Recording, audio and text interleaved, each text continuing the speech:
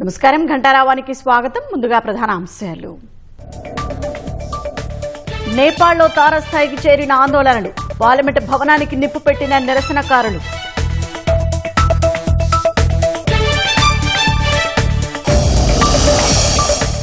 నేపాల్కు వెళ్లొద్దని కేంద్ర విదేశాంగ శాఖ హెచ్చరిక, భారతీయులు సురక్షిత ప్రాంతాలకు వెళ్లాలని సూచన.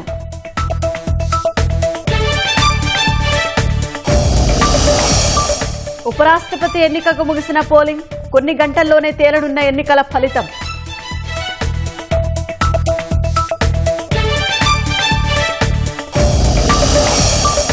వరద నష్టంపై నిర్మలా సీతారామన్ కు సీఎం రేవంత్ నివేదిక, ఇంటిగ్రేట్ స్కూళ్లకు ఆర్థిక సాయం చేయాలని వినతి.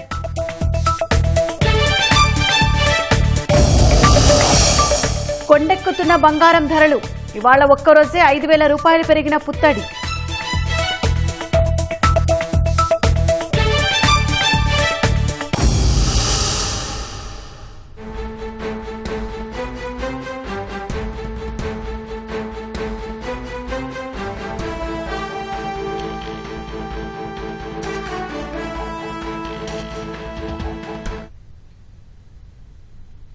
ఉపరాష్ట్రపతి ఎన్నిక ముగిసింది. 2 ప్రధాన కూటముల నుంచి దాదాపు ఎంపీలంతా పార్లమెంటు నూతన భవనంలో ఏర్పాటు చేసిన పోలింగ్ కేంద్రంలో ఓటు హక్కు వినియోగించుకున్నారు. సాయంత్రం 3 గంటల వరకు 96% పోలింగ్ జరిగినట్టు అధికారిక వర్గాలు తెలిపాయి. ఈ ఎన్నికల్లో ప్రధాని నరేంద్ర మోదీ తొలి ఓటు వేశారు. రాజ్యసభ ఎంపీ మాజీ ప్రధాని దేవేగౌడ వీల్ చైర్లో వచ్చి ఓటు హక్కు వినియోగించుకున్నారు. కాంగ్రెస్ అగ్రనేతలు సోనియా గాంధీ, మల్లికార్జున ఖర్గే, రాహుల్ గాంధీ, ప్రియాంక గాంధీ ఓటు వేశారు. జగదీప్ ధన్కడ్ రాజీనామాతో ఖాళీ అయిన ఉపరాష్ట్రపతి పదవి భర్తీ చేసేందుకు ఇవాళ పోలింగ్ జరిగింది. ఈ పదవి కోసం ఎన్డీఏ అభ్యర్థి సిపి రాధాకృష్ణన్, విపక్షాల ఉమ్మడి అభ్యర్థి జస్టిస్ బి సుదర్శన్ రెడ్డి పోటీ పడ్డారు. ఈ పోలింగ్లో మొదట ప్రధాని నరేంద్ర మోదీ ఓటు వేయగా, తర్వాత వరుసగా కేంద్ర మంత్రులు ఓటు వేశారు. ఈ ఎన్నికలో ఎంపీలకు గులాబీ రంగు బ్యాలెట్ పత్రాలు పంపిణీ చేయగా, తమ ప్రాధాన్యం ప్రకారం ఆయా అభ్యర్థులకు ఓట్లు వేశారు.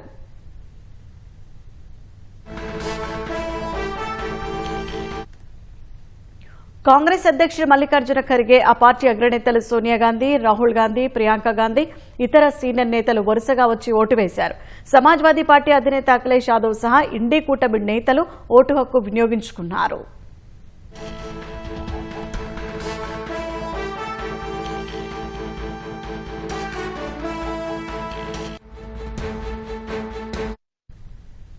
పార్లమెంటు ఉభయ సభలకు ప్రాతినిధ్యం వహించే మొత్తం సభ్యులు 788 మంది ఉండగా 7 స్థానాలు ఖాళీ కావడం వల్ల ప్రస్తుతం 781 మందే ఉన్నారు.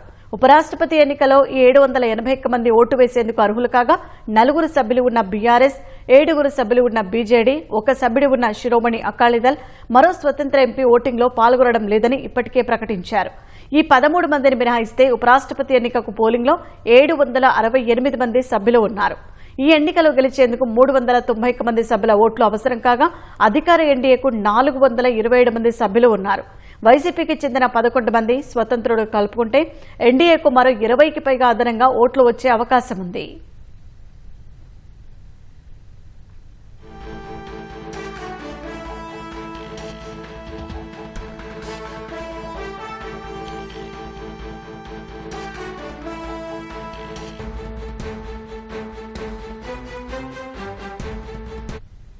ప్రతిపక్ష కూటమి అభ్యర్థి జస్టిస్ బి సుదర్శన్ రెడ్డికి 324 మంది ఎంపీల మద్దతు ఉంది. ఈ సంఖ్య పెద్దగా మారే సూచనలు లేవు. ఈ గణాంకాల ప్రకారం ఎన్డీఏ అభ్యర్థి గెలుపు లాంఛనమే కానుంది.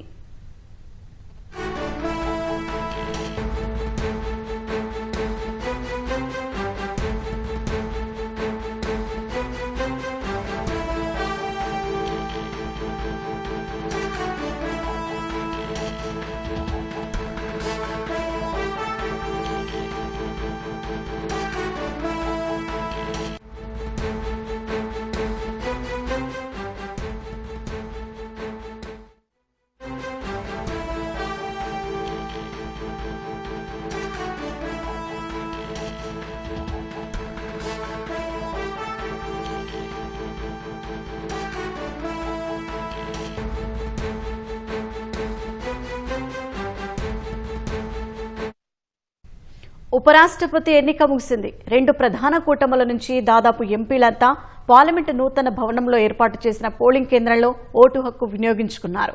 సాయంత్రం 3 గంటల వరకు 96% పోలింగ్ జరిగినట్టు అధికారిక వర్గాలు తెలిపాయి. ఈ ఎన్నికల్లో ప్రధాని నరేంద్ర మోదీ తొలి ఓటు వేశారు. రాజ్యసభ ఎంపీ మాజీ ప్రధాని దేవేగౌడ వీల్ చైర్లో వచ్చి ఓటు హక్కు వినియోగించుకున్నారు. కాంగ్రెస్ అగ్రనేతలు సోనియా గాంధీ, మల్లికార్జున ఖర్గే, రాహుల్ గాంధీ, ప్రియాంక గాంధీ ఓటు వేశారు.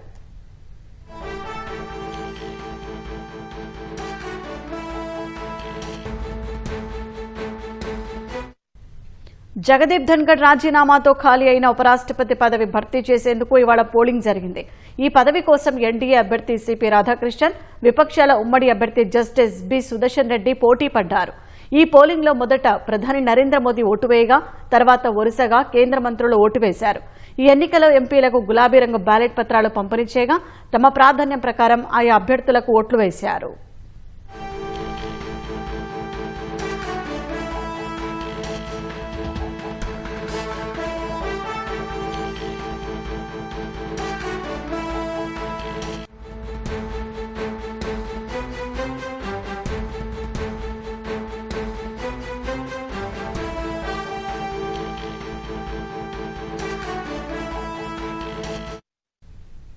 కాంగ్రెస్ అధ్యక్షుడు మల్లికార్జున ఖర్గే, ఆ పార్టీ అగ్రనేతలు సోనియా గాంధీ, రాహుల్ గాంధీ, ప్రియాంక గాంధీ, ఇతర సీనియర్ నేతలు వరుసగా వచ్చి ఓటు వేశారు. సమాజ్వాదీ పార్టీ అధినేత అఖిలేష్ యాదవ్ సహా ఇండీ కూటమి నేతలు ఓటు హక్కు వినియోగించుకున్నారు.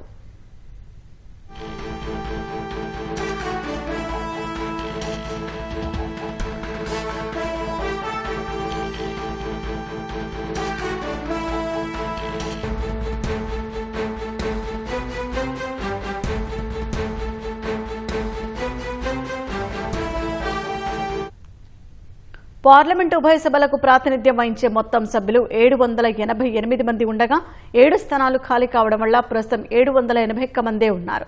ఉపరాష్ట్రపతి ఎన్నికలో ఈ 781 మంది ఓటు వేసేందుకు అర్హులు కాగా 4 సభ్యులు ఉన్న బీఆర్ఎస్, 7 సభ్యులు ఉన్న బీజేడీ, 1 సభ్యుడు ఉన్న శిరోమణి అకాలీదళ్, మరో స్వతంత్ర ఎంపీ ఓటింగ్లో పాల్గొనడం లేదని ఇప్పటికే ప్రకటించారు. ఈ 13 మందిని మినహాయిస్తే ఉపరాష్ట్రపతి ఎన్నికకు పోలింగ్లో 768 మంది సభ్యులు ఉన్నారు. ఈ ఎన్నికలో గెలిచేందుకు 391 మంది సభ్యుల ఓట్లు అవసరం కాగా అధికార ఎన్డీఏకు 427 మంది సభ్యులు ఉన్నారు.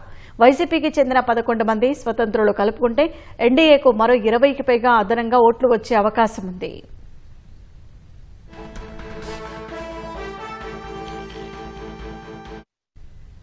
నేపాల్లో మరోసారి రాజకీయ సంక్షోభం తలెత్తింది. 2 రోజులుగా సాగుతున్న ఘర్షణలకు బాధ్యత వహిస్తూ ప్రధాని పదవికి కేపీ శర్మ ఓలీ రాజీనామా చేశారు.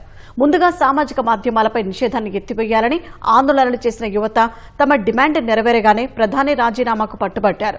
ప్రధాని రాజీనామా చేసిన తర్వాత కూడా ఎక్కడికక్కడ విధ్వంసానికి దిగారు. ఈ పరిస్థితుల్లో ఆందోళనకారులు శాంతించి చర్చలకు రావాలంటూ సైన్యంతో పాటు పలు భద్రతా విభాగాలు విజ్ఞప్తి చేశాయి. అత్యవసర మంత్రివర్గ సమావేశం నిర్వహించి సామాజిక మాధ్యమాలపై నిషేధం ఎత్తేసిన నేపాల్లో ఆందోళనలు సద్దుమణగకపోవడంతో నేపాల్ సైన్యం సూచన మేరకు ప్రధాని పదవికి కేపీ శర్మ ఓలీ రాజీనామా చేశారు. అవినీతి పరులపై చర్యలు తీసుకోవాలని డిమాండ్ చేస్తూ ఖాట్మాండు సహా పలు జిల్లాల్లో యువత, విద్యార్థులు నిరసన చేపట్టారు. మాజీ ప్రధానులు, మంత్రుల ఇళ్లపై రాళ్ల దాడులు జరిగాయి. రాజకీయ నాయకుల ఇళ్లను దగ్ధం చేశారు. ఈ నేపథ్యంలో ప్రధాని పదవికి రాజీనామా చేశారు.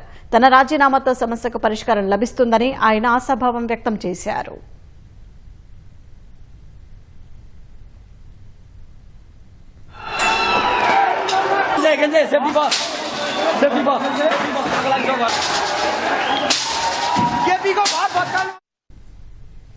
ప్రధాని పదవికి ఓలీ రాజీనామా చేయడంతో ఆందోళనలను విరమించాలని నేపాల్ సైన్యం నిరసనకారులకు విజ్ఞప్తి చేసింది. సహనం పాటించాలని, సమస్యను శాంతియుతంగా చర్చల ద్వారా పరిష్కరించుకుందామని నేపాల్ సైన్యం, ఇతర భద్రతా సంస్థల అధినేతలు కలిసి సంయుక్తంగా విజ్ఞప్తి చేస్తూ ప్రకటన విడుదల చేశారు. ఇలాంటి క్లిష్ట పరిస్థితుల్లో మరింత ప్రాణ, ఆస్తి నష్టాలను కలిగించవద్దని కోరారు.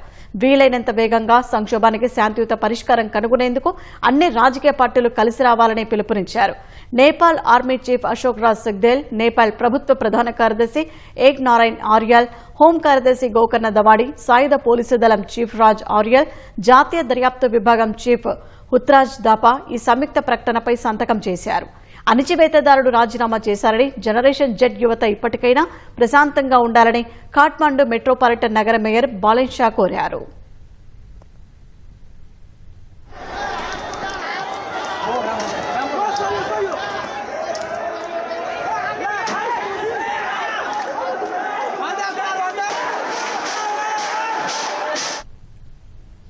సామాజిక మాధ్యమాలపై నిషేధిస్తూ తీసుకున్న నిర్ణయం తర్వాత పెళ్లిబెక్కిన ఆగ్రహంతో నేపాల్ తగలబడిపోతోంది. ప్రధాని తప్పుకోవాలని, అవినీతి పరులపై చర్యలు తీసుకోవాలనే డిమాండ్తో కేపీ శర్మ ఓలి సహా పలువురు మంత్రుల నివాసాలకు నిరసనకారులు నిప్పుపెట్టారు. ఏకంగా పార్లమెంటు భవనాన్ని సైతం తగలబెట్టేశారు. మాజీ ప్రధాని దేవ్బాపై దాడి చేశారు.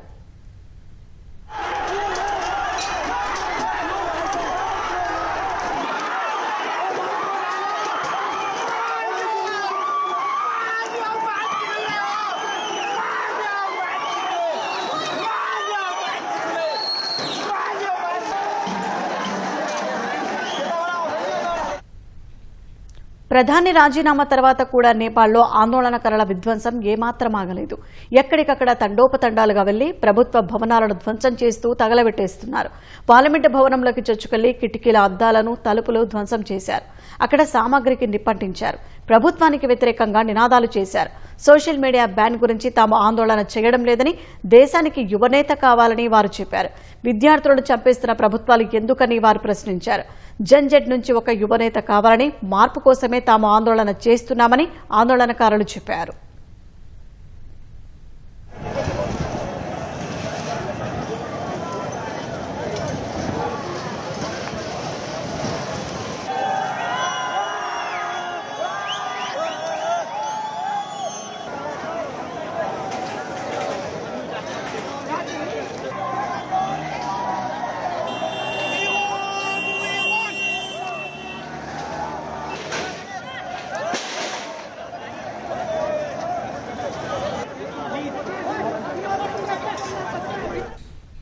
వరుసగా రెండో రోజు ఉదయం నుంచే నేపాల్ వ్యాప్తంగా ఆందోళనలు మిన్నంటాయి. రాజధాని ఖాట్మండూలో కాలంకి, బనేశ్వర్, లలిత్పూర్ సహా పలు జిల్లాల్లో ఆందోళనలు నిర్వహించారు. ఖాట్మండూలో ప్రజలు గుమికూడకుండా విధించిన నిషేధాజ్ఞలను ఏమాత్రం లెక్క చేయకుండా నిరసనలకు దిగారు. ముఖ్యంగా విద్యార్థులు భద్రతా దళాలతో ఘర్షణకు దిగారు.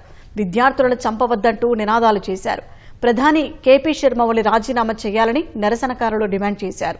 అవినీతిపరులైన నాయకులపై చర్యలు తీసుకోవాలని పట్టుబట్టారు. కాలంకి ప్రాంతంలో టైర్లు తగలబెట్టి ప్రభుత్వానికి వ్యతిరేకంగా నినాదాలు చేశారు. ప్రధానిని దొంగగా పేర్కొంటూ కేపీ శర్మ దేశాన్ని వదిలిపోవాలని డిమాండ్ చేశారు. భక్తాపూర్లోని బాల్కోట్లో ఉన్న ఓలీ ప్రైవేటు నివాసానికి నిప్పు పెట్టారు. తర్వాత బల్వతాలోని ప్రధాని అధికారిక నివాసంలోకి చొచ్చుకెళ్లారు.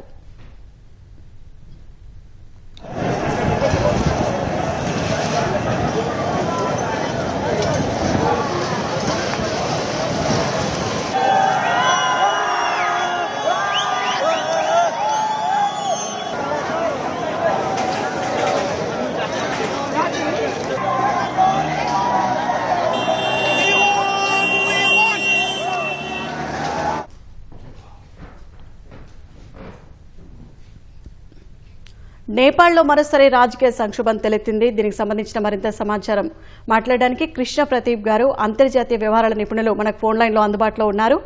నమస్కారం సార్. నమస్తే సార్, నేపాల్లో పరిస్థితి చేజారడానికి అసలు కారణాలేంటి? బేసిక్ గా జెన్జీ మూవ్మెంట్ అని చెప్పి యాంటీ కరప్షన్ మూవ్మెంట్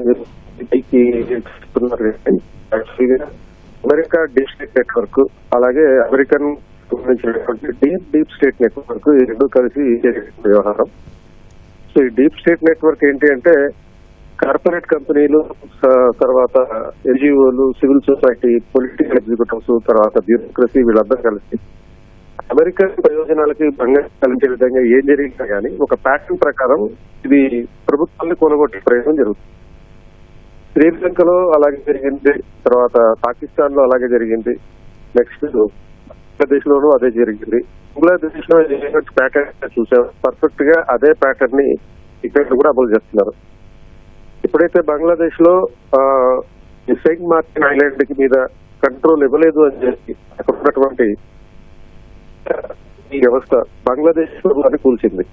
అండ్ ఇప్పుడు ఈ నేపాల్ గవర్నమెంట్ కూడా 36 సోషల్ మీడియా నెట్వర్క్, ఇవన్నీ కూడా ఈ సోషల్ మీడియా నెట్వర్క్ అన్ని కూడా అమెరికాకి సంబంధించినటువంటి నెట్వర్క్, ఫేస్బుక్ గానీ వాట్సాప్ గానీ ఇవన్నీ. సో వాళ్ళని నేపాల్ గవర్నమెంట్ రిజిస్టర్ చేయమని చెప్పారు. రిజిస్టర్ చేసి గవర్నమెంట్ దగ్గర నమోదు చేసుకోవాలి, కానీ నేను నమోదు చేసుకోమంటారు. సో అది మీరు నమోదు చేసుకోకపోతే నేపాల్ దేశంలో మీరు ఉండడానికి వీల్లేదన్నారు. వీల్లేదనేటప్పటికీ దాన్ని క్లోజ్ చేయడం జరిగింది, నిషేధించడం జరిగింది. దాంతో ఈ కంపెనీలన్నీ కలిసి యువతని రెచ్చగొట్టినాయి, టిక్ టాక్ ని ఆధారంగా చూసుకుని యువతను రెచ్చగొట్టినాయి. అలాగే కొన్ని VPN ద్వారా కూడా వీళ్ళు యువత రెచ్చిపోవడం జరిగింది, అంటే ఈ ప్రొటెస్ట్ లో పాల్గొంటున్నారు. సో ఇటువంటి నేపథ్యంలో అమెరికన్ కంపెనీలకు ఎక్కడైతే నష్టం కలుగుతుందో అటువంటి ప్రతి చోట ఆ ప్రభుత్వాన్ని కూలగొట్టేటటువంటి పరిస్థితులు ఉంటాయి. ఇటువంటి భారతదేశంలో చాలా జాగరూకతగా ఉండాల్సినటువంటి పరిస్థితి. ఫస్ట్ ఈ స్టాండ్ ఎలా ఉంటుందంటే ముందుగా స్టూడెంట్స్ ని రక్షించడం, తర్వాత కొంత పొలిటికల్ పార్టీస్ రక్షించబడతారు. ఈ ఓటు చోరీ లాంటి పరిస్థితులు అప్రజాస్వామికమైన ఎన్నికలు జరిగినాయి అనేటువంటి ఒక ప్యాటర్న్ తర్వాత యూత్ అంతటినీ ఏదో రకంగా ఏదో రూపంలో రెచ్చగొట్టేటటువంటి జరుగుతుంది. ఇంకా భారతదేశం మీద ఈ ప్రభావం పడే అవకాశం ఉంటుంది. అయితే కృష్ణప్రదీప్ గారు, సోషల్ మీడియాపై నిషేధం ఎత్తివేసినా కూడా యువత ఆందోళనలు ఎందుకు కొనసాగిస్తున్నారంటారు? సో అదే సేమ్ అండి, వాళ్ళ బిజినెస్ లకి ఎక్కడైతే ఆటంకాలు కలిగిస్తున్న వాళ్ళ బిజినెస్ కలిగించేటటువంటి నేపథ్యంలో ఈ దేశాలు పర్టికులర్ గా ఈ సౌత్ ఏషియన్ కంట్రీస్ మీద కొనసాగించాలనేటటువంటి పరిస్థితి. కాబట్టి జస్ట్ రిజైన్ చేసినంత మాత్రాన లేకపోతే ఈ నిషేధం ఎత్తివేసినంత మాత్రాన అది వాళ్ళకి సాటిస్ఫాక్షన్ లేదు. పూర్తిగా ఈ దేశాల మీద హెజమనీ కావాలి, అమెరికన్ గవర్నమెంట్ కి హెజమనీ కావాలి, ఆధిపత్యం కావాల్సినటువంటి నేపథ్యం. సో నేపథ్యంలో వచ్చే ఇలా. ఓకే, ధన్యవాదాలు సార్.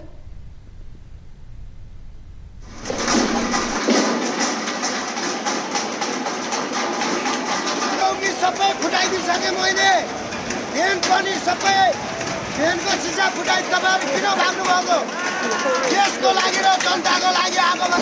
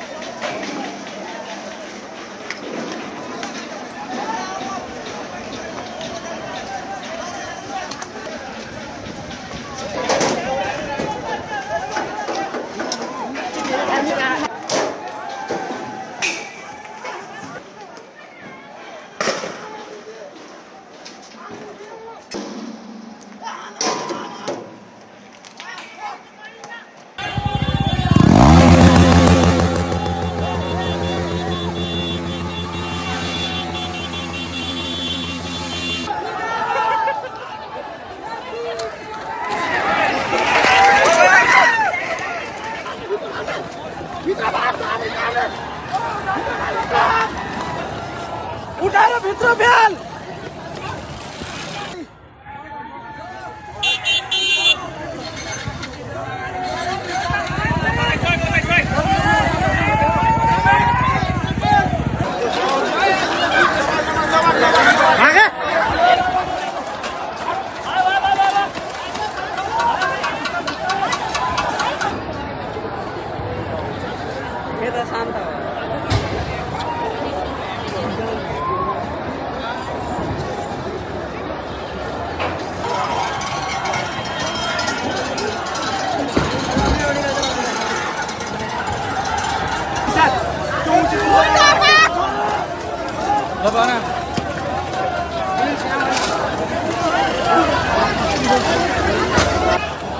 शांत बोले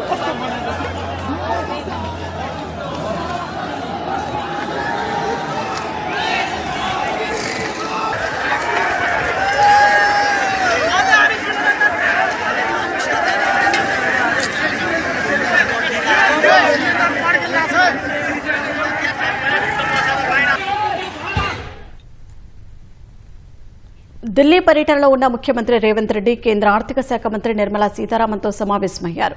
ఇటీవల రాష్ట్రంలో కురిసిన భారీ వర్షాల కారణంగా కలిగిన నష్టంపై ఆర్థిక మంత్రికి సీఎం నివేదిక అందజేశారు. భారీ వర్షాలతో రాష్ట్రంలోని అనేక జిల్లాల్లో భారీగా పంట, ఆస్తి నష్టం జరిగిందని వివరించిన రేవంత్ రెడ్డి కేంద్రం తగిన సాయం అందించాలని కోరారు.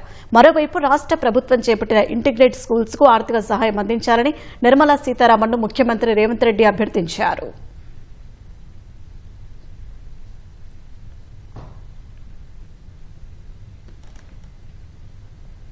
గ్రూప్ 1 మెయిన్స్ పరీక్ష జనరల్ ర్యాంకింగ్స్ రద్దు చేస్తూ హైకోర్టు తీర్పు వెలువరించింది. ఈ పరీక్షల మూల్యాంకనంపై అభ్యంతరాలు వ్యక్తం చేస్తూ దాఖలైన పిటిషన్లపై హైకోర్టు ఈ మేరకు తీర్పు వెలువరించింది.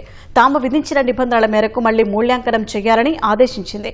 పునర్మూల్యాంకనం సాధ్యం కాకపోతే మెయిన్స్ ను మళ్లీ నిర్వహించాలని స్పష్టం చేసింది. మెయిన్స్ మళ్లీ నిర్వహిస్తే 8 నెలల్లో పరీక్షను పూర్తి చేయాలని టీజీపీఎస్సీకి హైకోర్టు ఆదేశాలు జారీ చేసింది. గ్రూప్ 1 మెయిన్స్ లో జవాబు పత్రాల మూల్యాంకనం, పరీక్షా కేంద్రాల కేటాయింపుల అవకతవకలు, తెలుగు మీడియం వారికి అన్యాయం జరిగిందంటూ పలువురు అభ్యర్థులు దాఖలు చేసిన పిటిషన్లపై ఇవాళ హైకోర్టు తీర్పు వెలువరించింది. ఈ పిటిషన్లపై జస్టిస్ నామవరపు రాజేశ్వరరావు నేతృత్వంలోని ధర్మాసనం సుదీర్ఘ విచారణ జరిపింది.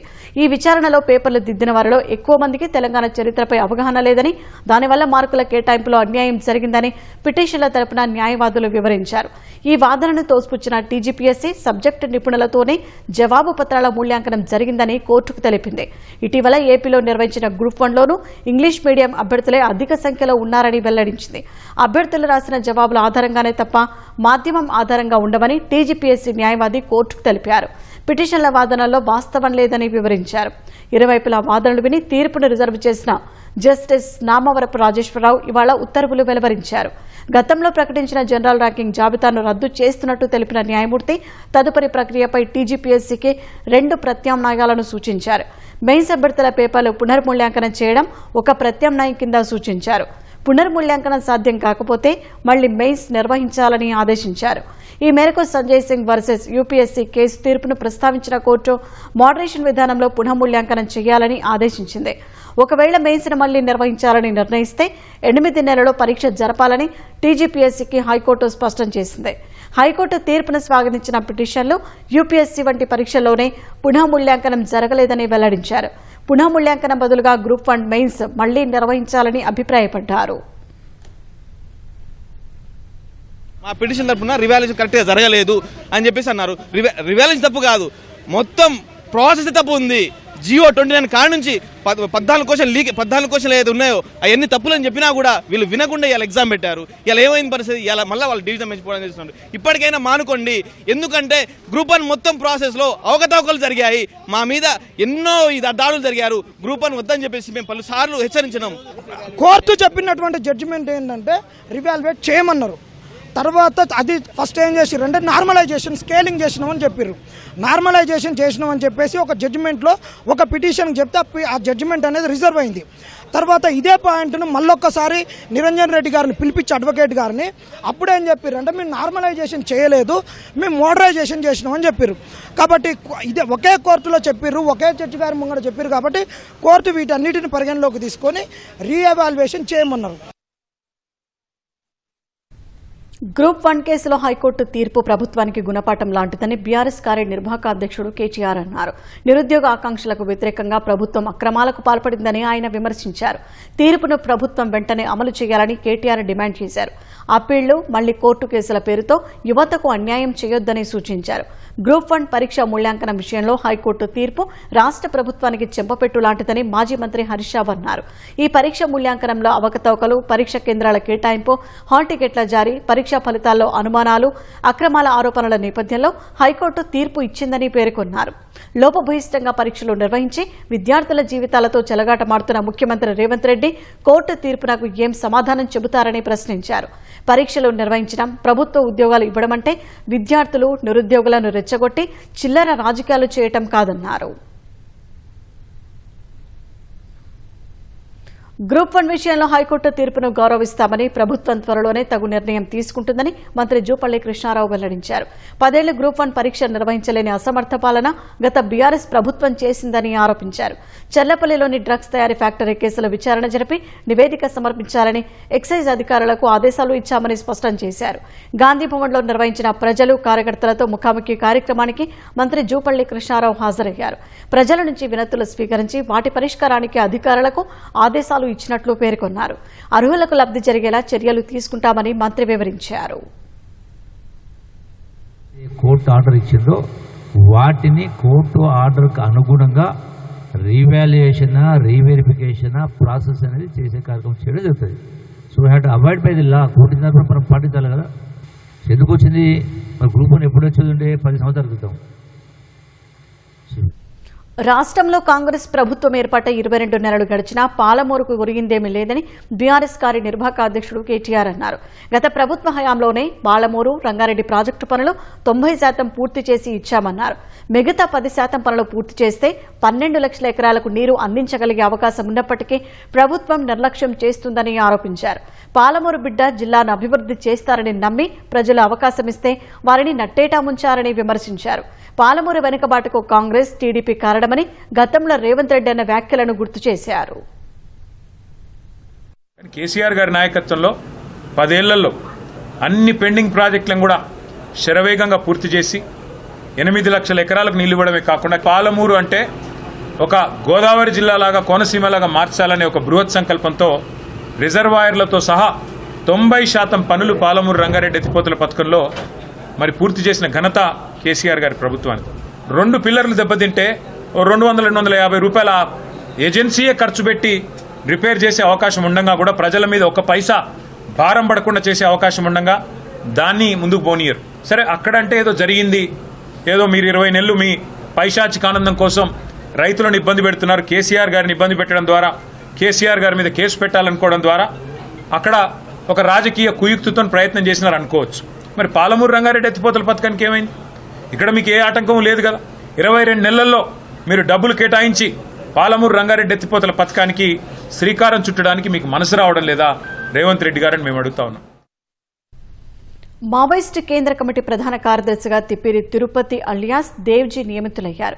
డంబాల కేశవరావు మరణంతో ఖాళీగా ఉన్న కేంద్ర ప్రధాన కార్యదర్శి పదవిలోకి ఆయన్ని ఎన్నుకున్నారు. ఉమ్మడి కరీంనగర్ జిల్లాకు చెందిన తిప్పిరి తిరుపతి ఇప్పటి వరకు తిరుపతి సెంట్రల్ కమిటీ సభ్యుడిగా మిలీషియా ఇన్ఛార్జిగా ఉన్నారు. 1983 ఏడాది మావోయిస్టు దళ సభ్యుడిగా చేరిన తిరుపతి కేంద్ర కార్యదర్శి స్థాయికి ఎదిగారు. తిప్పిరి తిరుపతి అలియాస్ దేవ్జీపై ₹1 కోటి నజరానా ఉంది. 2010 దంతెవాడ సెంట్రల్ రిజర్వ్ జవాన్లపై మావోయిస్టులు జరిపిన దాడికి ఈయనే సారథ్యం వహించినట్టు పోలీసులు గుర్తించారు. 2007లో జరిగిన రాణి బోదోలి దాడిలో కూడా ఈయన హస్తముంది.